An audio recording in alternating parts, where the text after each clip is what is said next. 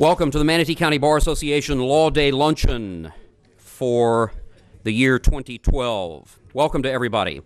I have been pushed and prodded during my entire tenure as president of this organization to sing for you guys. So yeah, you got a little treat today. In lieu of the Pledge of Allegiance, if you'll please join me, face the flag for the singing of America the Beautiful.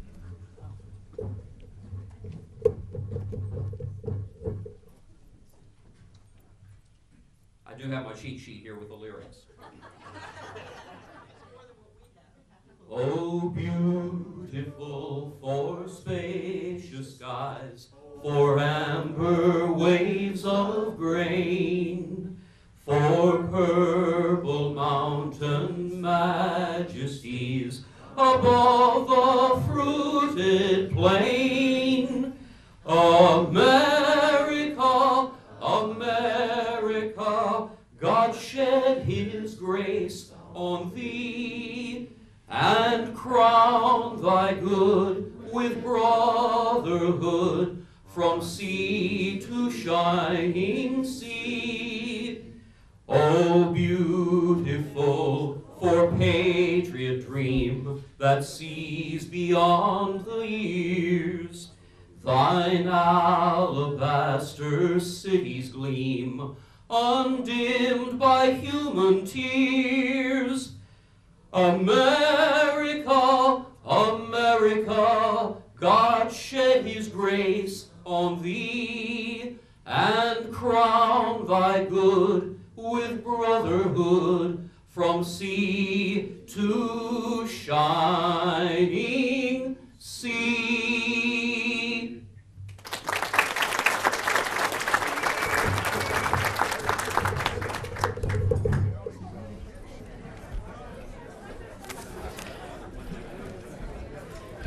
Thanks for your rapt attention. All right. We have a whole lot of judges to introduce today. This is one of the best judicial turnouts I think I've seen in my term as president. So this is wonderful. We start with retired Judge Gallen. I saw Judge Gallen earlier and spoke. Welcome, Your Honor. Judge Dubinsky is with us today, a fairly rare treat. Where are you, Judge? Good to see you, Your Honor. Judge Brownell is with us today. Judge Williams, I spoke with Judge Williams. Judge Krug is with us. Right here. All right. Judge Nicholas is with us. Judge Moreland is with us. This is a wonderful judicial turnout. We have our two judges-elect, Mr. Lakin and Mr. Mercurio. Congratulations to both. We have some magistrates with us today. Magistrate Sue Malucci is with us. Hearing Officer Hoffman is with us. And Commissioner Michael Gallen is with us. Where is my boss? One of my 7 bosses. He's somewhere here in the group. And Public Defender Larry Eager is with us today. All right. Okay, Judge Gilbert Smith. And I think he's not on my list, but you walked in a little late, didn't you? Okay. All right. Good to see you, Your Honor. Let's see. We do have some guests here. David Wilcox has a guest to introduce today. I'm glad to introduce today a friend of mine from the courthouse that we set for some long foreclosure dockets. Heather Atkinson, who was working with Florida foreclosure attorneys, lives here in Manatee County, works primarily out of St. Petersburg, but I hope you'll welcome her today. Welcome. Let's see. Back to Larry Eager. Larry has 2 guests or multiple guests? 4 guests. Wow. Welcome, Jennifer.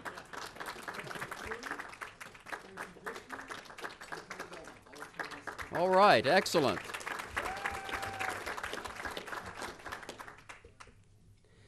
Okay. Judge Williams, you have a guest. Is that correct? No, but I can find it. All right. Oh, come on, Your Honor.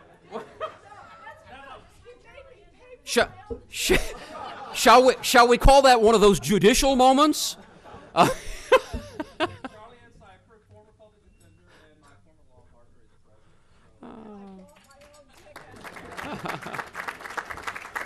present. Welcome, Charlie Ann. Likewise, it's been a long time. All right. Lisa Bell has a guest.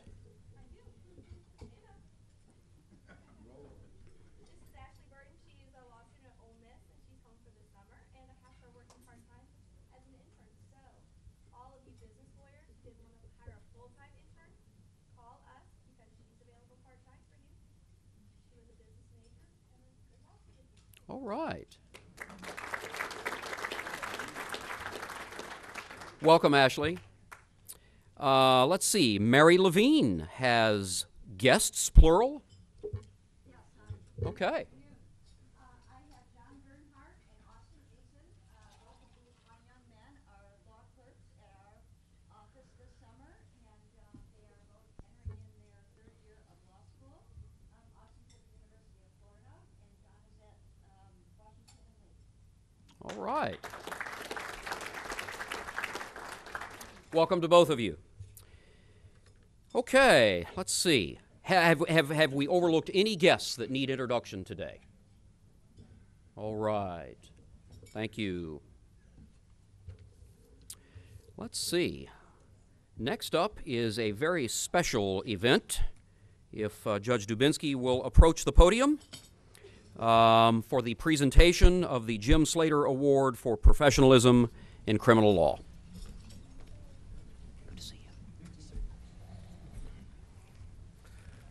I told Judge Moreland that I had not written down anything to say, but in fact I have, because I didn't want to overlook anything. It's hard to believe that it's been 7 years since a very dear friend of many of us in this room passed away, Jim Slater. And, you know, over the course of 7 years, our memories sometimes fade of those who were close to us, both as friends and as colleagues. But what doesn't fade is the lessons that all of us learned from Jim during the years that he was with us. And one of the people who was closest to Jim, Judge DeFurium, wanted to make sure that I told you today that he was very sorry he couldn't be here, but he was involved in a trial in Sarasota from which he could not extricate himself. And I've thought about why it is that we've chosen to honor Jim over these years by presenting an award in his name. And one of the things that always impresses me about this is that this is the only award that the judges of the 12th Judicial Circuit bestow. And we do this in honor of Jim because Jim exemplified the virtues of lawyers that all of us wish we could have.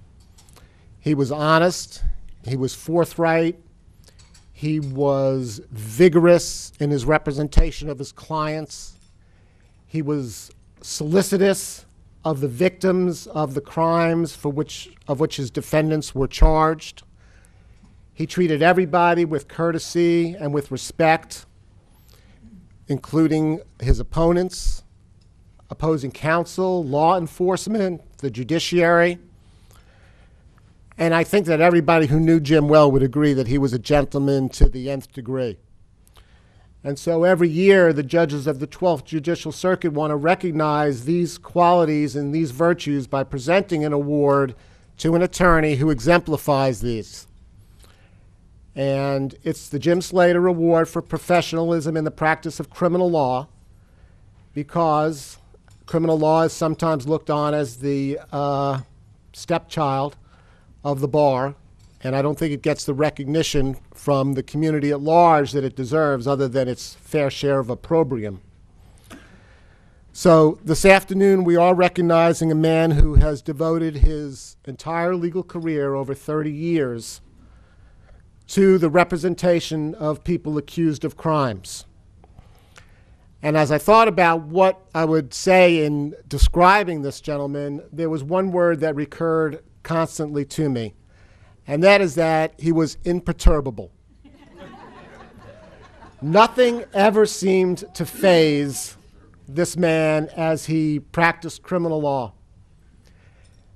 And whether it was the negative press or the distraught nature of the work that he was doing, whether it was hostile actions by other people, whether it was always rulings that went against him in court, because probably nobody heard judges say no to him more over the last 30 years than did this gentleman.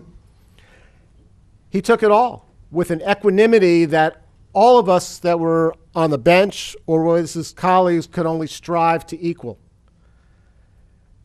He did it at the same time that he represented his clients with the same qualities that I described Jim as representing his. Peter Belmont, for 30 years, represented the accused in Manatee County. He did it with grace, he did it with honor, and he did it in a manner in which only others could hope to achieve. So for this, we represent, or we give to Peter Belmont today, the Jim Slater Award.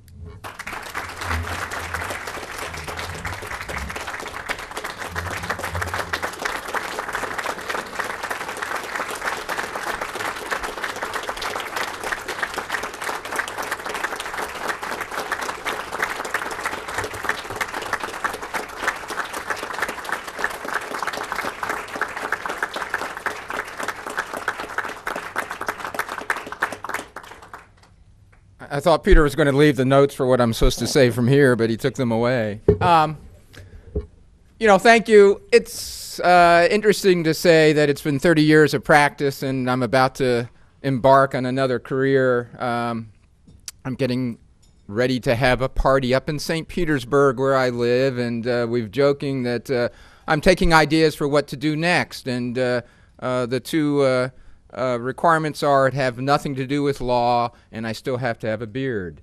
But this does mean a lot to me. It's wonderful to have a career end and to be recognized by those in your profession. So that's really something that is very meaningful. And it's particularly meaningful in the award being the Jim Slater Award, for I did spend many years in the office with Jim. He was an incredible individual and an attorney to watch and to work with. We used to joke in the office that if you worked on a case with Jim, the one downside to it was when you had to review his depositions, that would take weeks and weeks. In the criminal world, we're used to taking short depositions. It's not like the civil world. And Jim was a little different in that regards. He was certainly very thorough in the depositions that he took. I also can look back and smile some, and I'm sure Jim is smiling now, that I think every year that Jim and I had to have one blowout argument over something in the office. But he was a wonderful cohort to practice with, a wonderful individual for our office, somebody who always could help point you in the right direction. And so again, it's kind of bittersweet to say, here I am. I'm going to be doing something else, seeing all of you here in the room. I don't know how many of us really plan life. I certainly never planned life. I would never say that I was going to be a public defender for 30 years. Listening to the list of judges here, obviously 30 years ago, we just read off about 3 times as many names as individuals who were on the bench 30 years ago. The jail was the top floor of the courthouse. Manatee County has changed. We've all changed. Thank you very much.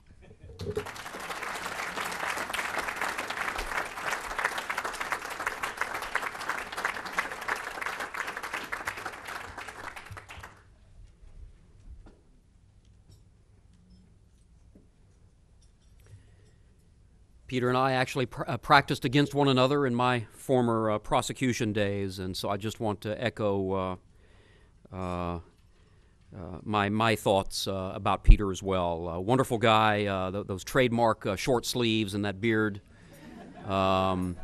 But yeah, you know, one of my best memories of Peter is actually a recurring memory. But one more point, Your Honor. I mean, Judge Dubinsky is right. You know, he was irrepressible. But one more point. And so the local bar is going to miss you, Peter. Congratulations. All right, next up on our agenda is a report from the nominating committee, specifically from President-elect Chuck Webb. Chuck? Good afternoon. Can you hear me? Okay. The nominating committee's report is obviously me as president, President-elect Steele Williams, Secretary Rodney Wade, Treasurer Beth Walsh, 3 new directors, Rob Eschenfelder, Andrea Johnson, Greg Hogapan, 3 directors that are remaining on the board, excuse me, Susan Fisher, Jeff Goth, and Robert Shermer, and the Young Lawyers Division president is Andrew Boyer. Would everybody please stand up and be recognized?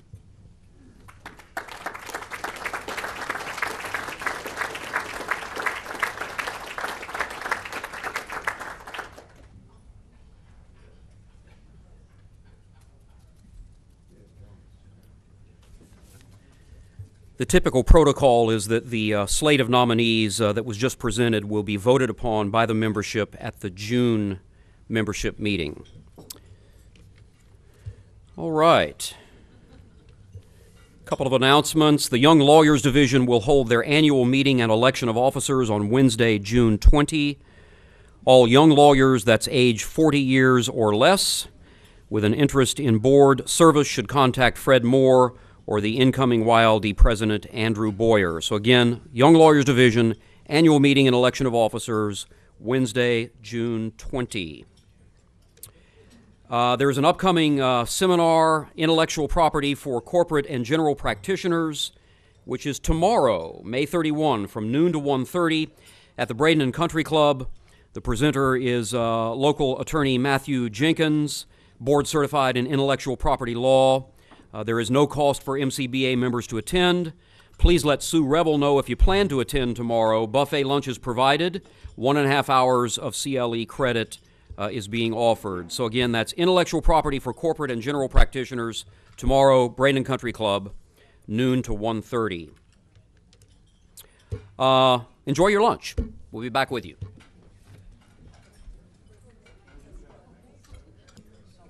The Law Week and Law Day theme this year, always chosen by the American Bar Association, is no courts, no justice, no freedom. And wow, the phrase says an awful lot. And our speaker today, I think, I'm very much looking forward to this presentation. I think it's very much in tune with our theme this year. No courts, no justice, no freedom. Our own president-elect, Chuck Webb, was solely instrumental in recruiting today's speaker, and so I want to give Chuck kudos for that, and we express our appreciation. And with that, I will turn it over to Chuck to introduce our speaker. And by the way, Judge Dunnigan also arrived, I think. Is she, Your Honor? All right. Good enough. Welcome. Good to see you. Chuck? I'd like to introduce Colonel Michael Smith. He is the Staff Judge Advocate at U.S. Special Operations Command. To translate that, he is the head lawyer for all Special Operations Forces for the United States. To give you an idea of the level, of attorney he is, you have 6 commands covering the world. Special Operations Command has a worldwide mission. He is one of 6 from all services for the Department of Defense. He enlisted March of 1976 in the Army, served as an infantryman with the 82nd Airborne. Thereafter left active duty and joined 12th Special Forces Group. Those are the Green Beret, if you all don't know. He attended college and graduated from California Western School of Law with a JD. Started work as a prosecutor at the City Attorney's Office in San Diego. Thereafter, he returned to active duty in the United States Army and was commissioned a First Lieutenant in Judge Advocate General's Corps. He has served with, I'm going to have to be short here, the 1st Cavalry Division, served in Desert Storm, served as an operations attorney at the 82nd Airborne, Group Judge Advocate of the 1st Special Forces Group, Chief of Military Justice for I-Corps at Fort Lewis, Washington. He holds 2 LLMs in international law, one from the Army JAG School, the other from the University of Virginia. He also holds a master's in strategic studies.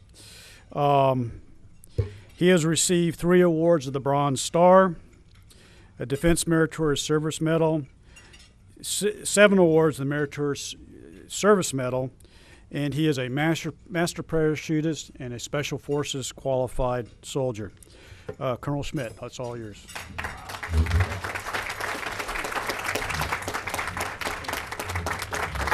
Appreciate it.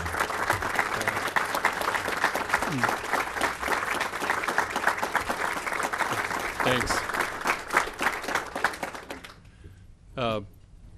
Let me just say this. Back in September of 2010, because we're going to focus on my time in Iraq and because it's connected to the theme here, it was hot.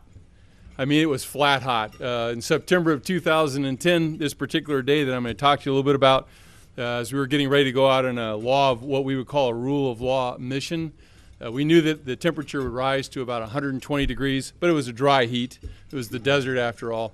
But the week before, about 2 weeks before, it had gotten up to 131 degrees in Basra, which is where I was in the southern part of Iraq. Basra is the 2nd largest city in Iraq. It's way down south. And when the wind blows from the south to the north, it brings the humidity of the Gulf with it, and something that you all would be familiar with. But the heat index about 2 weeks before this was 153 degrees. So the soldiers out there were just really doing some incredible things. On this particular day, I was sitting in the back of an MRAP. Anybody know what an MRAP is? An MRAP is a mine-resistant ambush protective vehicle. It's kind of like a armored car with great big tires, and it has a driver and a track commander and a gunner upstairs, and about 6 armed soldiers in the back.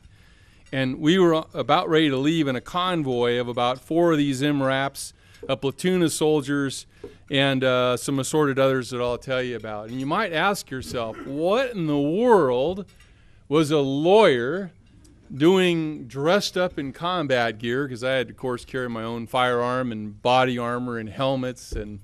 And why was I being escorted by this heavily armed contingent of military folks? And the answer is because the enemy understood the concept: no courts, no justice, no freedom. And I'm going to tell you what we were doing on that particular day, but the enemy wanted to kill us. And this was a daily occurrence. You may not think of this as somebody in the JAG Corps, somebody in the legal branch wouldn't have this as a threat. But every day we left that wire to go out and complete a rule of law mission. People wanted to kill us. And they wanted to kill us because they knew that if they could shut down our work with the courts, that would be bad. And so for them, it was important, and for us, it was important. We were willing to take that risk, and I'll explain this a little more, what I mean by that. But on this particular day, as I sat in the back of that MRAP, I had a lieutenant colonel, my deputy, was with me, Russell Jackson. At the time, I was the staff judge advocate for the 1st Infantry Division. And at the time, Iraq was organized into 3 sectors. My boss, Major General Vince Brooks, the commander of the 1st Infantry Division, had the entire 1/3 of Iraq. There are 18 provinces in Iraq. There were 9 in our sector. And because General Brooks was in charge of the southern 1/3 of Iraq, I was his legal advisor. I was the senior legal advisor for that sector. I inherited the rule of law mission for southern Iraq. That's one of many requirements that we had. But on this particular day, I was sitting in the back of that MRAP with my deputy, Lieutenant Colonel Russell Jackson, and a person by the name of Mr. Dave Hall, who was an assistant U.S. attorney from San Francisco, on loan to the State Department to work these rule of law issues with us. And in the real world, Dave was a prosecutor for the U.S. Attorney in San Francisco, white-collar crime, organized crime prosecutor. And he was phenomenal. Great big man, played college football, big New York Giants fan. We got along, a San Francisco Giants fan. We got along great. We were in the back of that MRAP on our way to a conference. And this conference was going to be in Basra, where we were bringing all of the judges, the chief judges from the 9 provinces. Their province is kind of like a state, maybe a county on steroids. But we had these 9 judges and associated lesser judges with them. All of the local police chiefs, all of those who were in charge of law enforcement were all coming to a conference in Basra, and we were ready to go out on convoy to arrive at this conference. I was chuckling to myself in the back of the MRAP that day because a little bit more than a year ago, we had one of these conferences, and the judges and the police officers drew firearms on one another. So, so they showed up and immediately drew down on each other, and that was our first conference. And so now, a little over a year later, we were excited that we were even getting them back in the same room. And you might ask, why in the world would the conditions be such that they would actually draw down on each other? You have to remember, this is the southern part of Iraq, which is where the Shia Muslims live. The Shia Muslims were in the majority in Iraq in terms of numbers of people, but in the political minority, the Sunni Muslims, the northern folks, the folks from the north, you can draw whatever analogies you want, were in control of Iraq and controlled the south. So the brunt of the brutal practices of Saddam were largely felt down south where the Shia Muslims were. But even during that 30-year period of time or so, Shia judges and Shia law enforcement officers were in charge. They were all part of the executive branch. And so there was a great deal of distrust between the people and the courts and the police and the courts because they were, in effect, Saddam's henchmen. Now, to their credit, they tried very hard. You know, I just marvel at these judges in particular. They're very smart, very educated, and they learned to bend, is the way I would describe it. They learned to survive by kind of bending. They weren't necessarily on Saddam's side because it was their neighbors and their family and all those individuals that they were dealing with. So they learned how to survive, I guess. And when Saddam was gone, you know, things started rapidly improving. But they were the same judges and police who had dimed each other out, so to speak, we say on the street, right? And so there was this distrust. But we were heading for this conference, and about at the time we were ready to go, the battalion XO stuck his head in and said, "Colonel Smith, sir, we're ready to go. Let's roll." So we headed down there. The judiciary, not too long before this, had actually been separated from the executive branch. Things were happening, very positive. They created the High Judicial Council, which created a branch of government, much like our own, where the judges were separate from the executive branch. They no longer belonged to the executive, which is a significant step. That caused a number of issues, some of the most simple issues when you're used to belonging to one half of the government. Who provides your protection now? Where do you get your bulletproof vest? Because those judges were all targets. They were targets of corruption. They were targets of assassination. They were oftentimes bombed. The courthouses were bombed.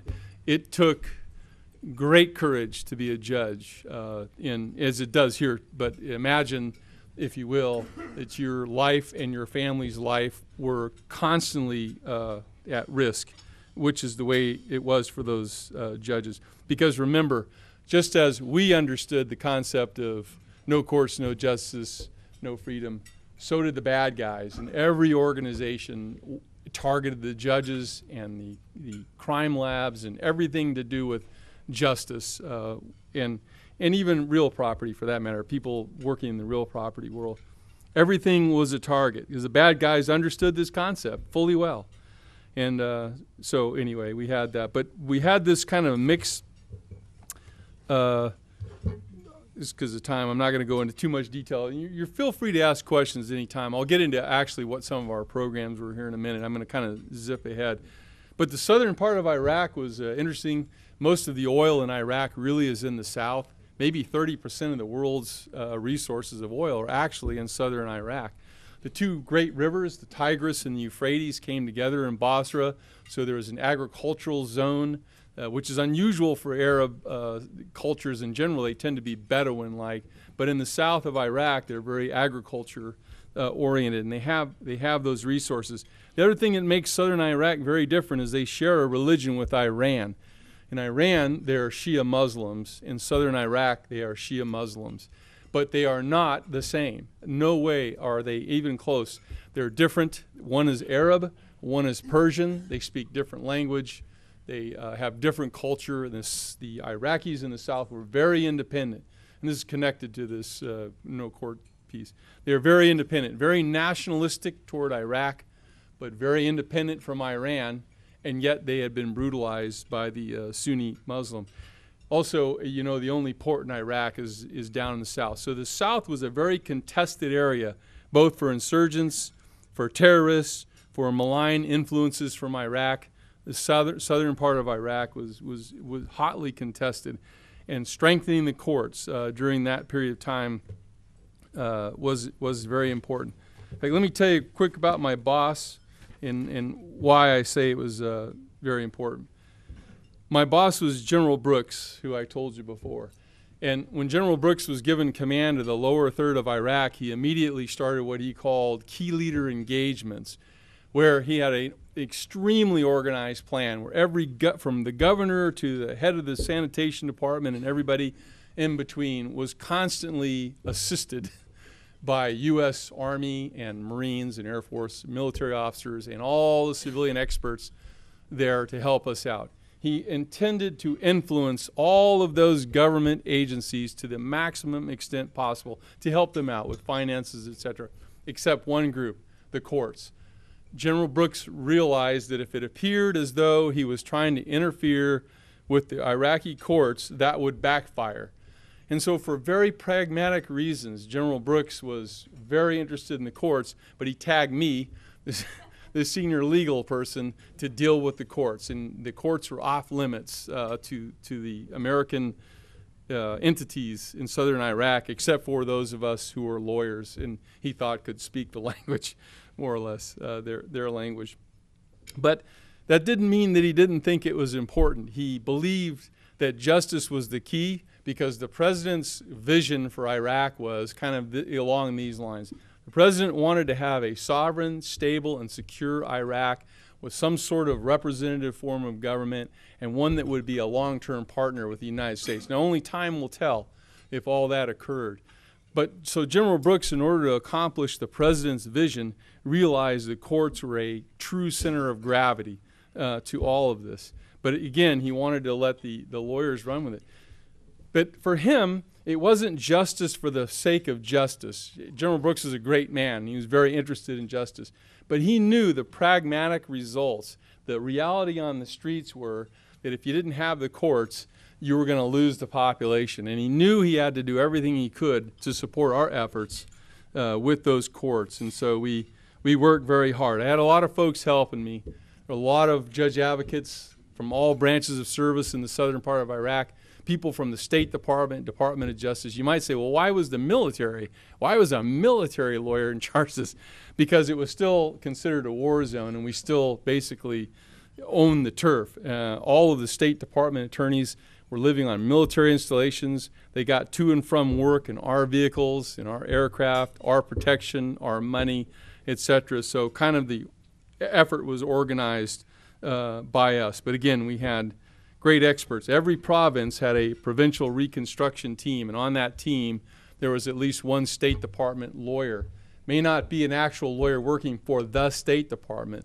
They were contract lawyers sometimes who the U.S. the Department of State hired. But in this conference, we were going to have a conference, and then we were going to walk across the street to the crime lab. Our goal, and this is going to sound kind of funny, but I'm serious, our goal was to try to take the courts in Iraq and bring them into the 20th century. And I said that correctly, the 20th century.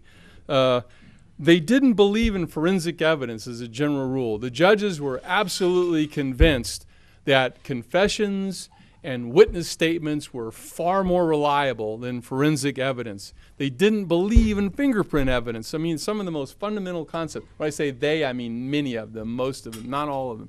They were coming around. So we wanted to get them into the crime lab. And these are very educated people. Some of them had earned their law degrees in foreign countries. They spoke fluent English many times. Just very, very intelligent people with a great deal of background in the law. But in the Iraqi system, it came down to confessions and witness statements, and to them, they believed wholeheartedly that that was more reliable because evidence could be tampered with. It could be placed at a scene improperly. It could be lost. I mean, all the things that you deal with on a daily basis, they use as reasons why they shouldn't worry about forensic evidence. But we were getting there, and we had 2 crime labs in our area, one in Basra and one further up north. And the British ran those crime labs. We had an individual from Scotland Yard working our crime lab, and it was just first rate. Lots of foreign countries contributing, great instruction. All the Iraqis that worked in the crime lab absolutely loved it and were so motivated and wanted these judges to see what they could do and incorporate this into there. So we worked the crime labs quite heavily. Let me give you some where the forensic evidence could come up. Okay, a judge in Iraq is a little different than a judge here. The basics, what you might call trial judge, they are called investigative judges. Iraqis picked up their judicial system from the Egyptians, which is kind of civil-like, French Napoleonic civil-like system, to say the least. But the investigative judge really was almost like a hybrid police officer and judge all in one. The judge would lead the investigation. It wouldn't leave the courthouse and go out there and collect evidence, but the judge would look at the facts and say, go get a statement from this person, go get something from this, go find this. He kind of led the investigation, and once he had all the information he needed, and I'm saying he because at the time there were no female judges, I think that's coming, but right now when I was there, they're all male.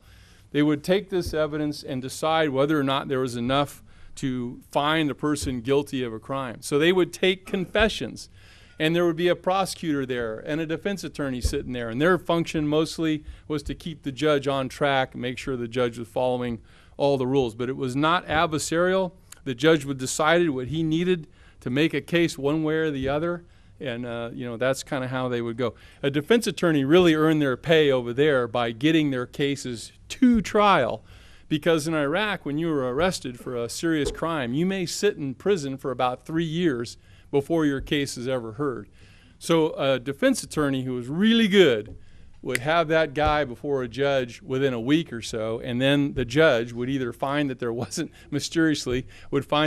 enough evidence, or find some lesser charge or something along those lines. And ironically, we could tell who was working for the insurgencies and all that by the results of this, judges included. But anyway, so that's kind of how it works. So if we could convince those investigative judges that the forensic evidence was important, it would be good. Some of them bought into it completely and would, with their own money from many provinces away, take evidence and put it in a taxi cab and get it down to the crime lab and have it analyzed and brought back up to their court for whatever it was they were looking at. So the system was, again, 20th century was our goal, just getting in the 20th century. One quick example of how this might work. We had a rocket attack one night in Basra in our compound. U.S. soldier was killed. And the way these rocket attacks would work is the bad guys would put rockets on rails with timer devices and then run for it. And then, hours later, the rockets would begin falling into the compound, and, hopefully no one would be killed on our side. And one such time, a soldier was killed in one of these attacks. And when they went out and found the rails and the timing devices which were left behind, there was a fingerprint on the inside of the tape that held this timing device together. The U.S. collected this fingerprint.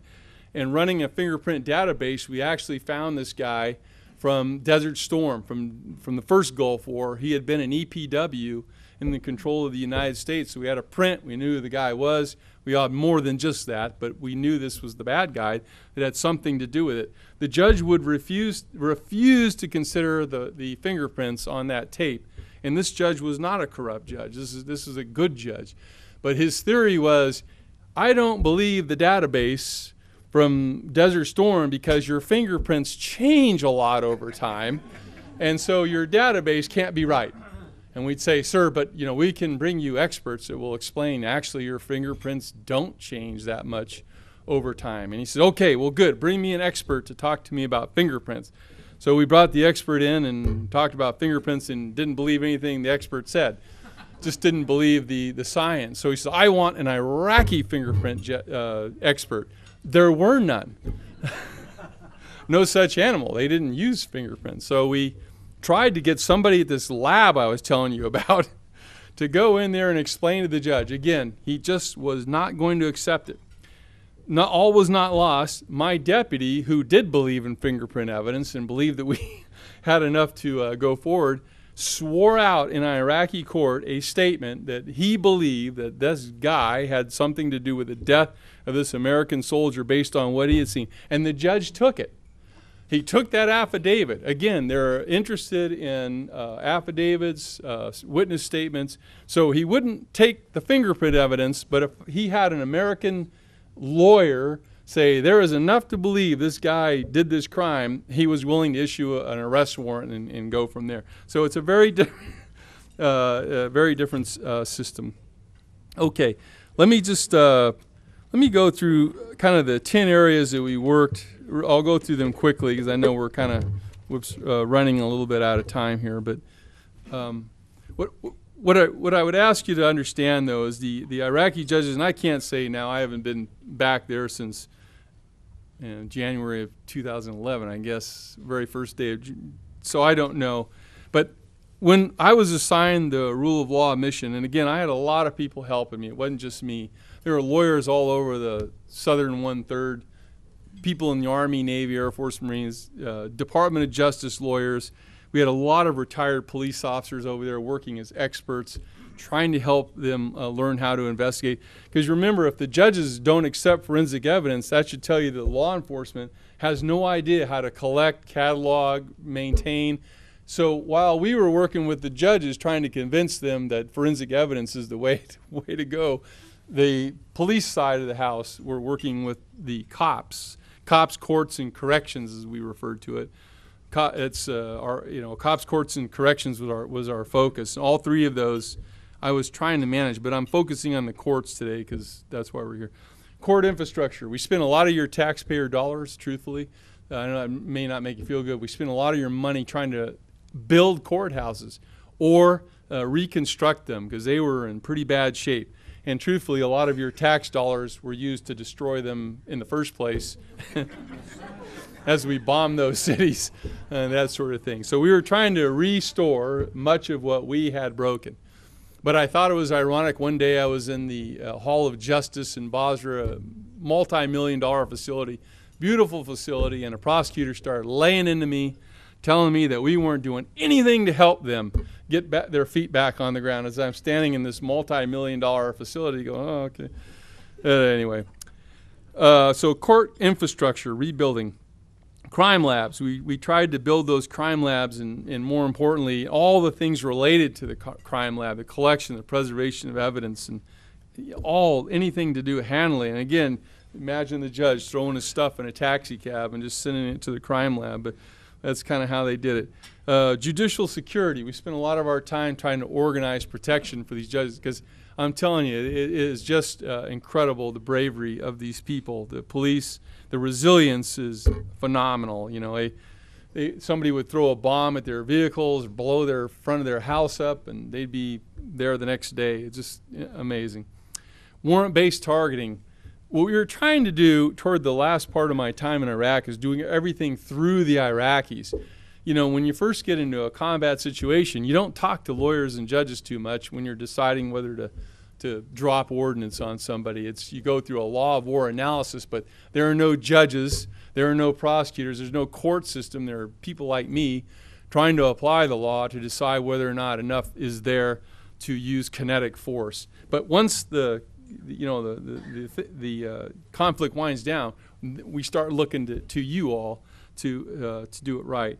So we were trying to train the Iraqis and even our own forces on how to get evidence sufficient to get warrants to be able to go out and arrest these people. Instead of dropping bombs on their houses, we were trying to help everyone, including U.S. forces, to figure out how we get enough evidence to get these folks before judges because, again, no courts, no justice, no freedom is so true. So warrant-based targeting. Now, it's a little bit, it's difficult because we're not talking about people who are holding up 7-Eleven stores or something like that. We're talking about people who are firing mortar rounds, destroying people, as many people as they can, financed by transnational groups where their aid is being smuggled in from foreign countries into their country. And we're asking a court system that has no automation whatsoever to do this. In fact, let me go ahead to automation, another one of our projects. If you were to walk in an Iraqi courtroom, the judge would have a room, a closet nearby with stacks of papers, folders, papers, complete, disrepair. There is no automation at all, zero. So judge in Chambers A has no idea what warrants judge in Chambers B has issued, in the same courthouse, let alone one that's in another province. No NCI, no way to run a criminal background check, no way to log any of this stuff. One judge didn't know what the other was doing. So you had to guess which judge may have issued a warrant to even find out if there was a warrant. So much of our time and effort was put into automation, court automation. And we goofed it up big time at first because we went out and bought them computers and we bought them all this stuff. And they didn't want to use them and they didn't know how to use them. And they had no interest in using them. So all the cables would disappear. The computers would still be sitting there and the cables would all be gone because they figured out other stuff to do with the cables other than use them. So we spent a lot of money and we flat out, I have to admit, we just didn't understand the problem and we wasted it. So the next go around we were buying the stuff and buying instructors that were going with it, and we were making great progress, and we were hiring as many Iraqis. A lot of Iraqis understand computers. It's just that the judicial system had never used them. Training conferences, we would sit in court sessions and try to help them. Now this is a little unusual. You may have an Iraqi judge who may be in his 50s, and you got some kid, and I don't mean any offense here, right out of law school, telling this 50-year-old Iraqi how he should be handling fingerprints. And it doesn't go well all the time. So, they are smart and they are proud. And, so it was a little unusual to have my youngsters teaching these folks. Law school sponsors. One of the great things, though, with our young lawyers is having recently left law school, they still had connections with their law schools. And we established a number of partnerships between the American law schools of various types with Iraqi law schools. And, of course, the Iraqis were looking for, help, money, whatever. But it was a great partnership that we were starting to see some of these. I told you about the women not having any women judges. Let me tell you about a courthouse. Remember, we used our money to build this really neat, nice courthouse. One such courthouse was in a place called Wasset, which is in the northeastern part of Iraq. And two of my captains went to the opening of the courthouse. And this gives you a picture maybe of how things were there.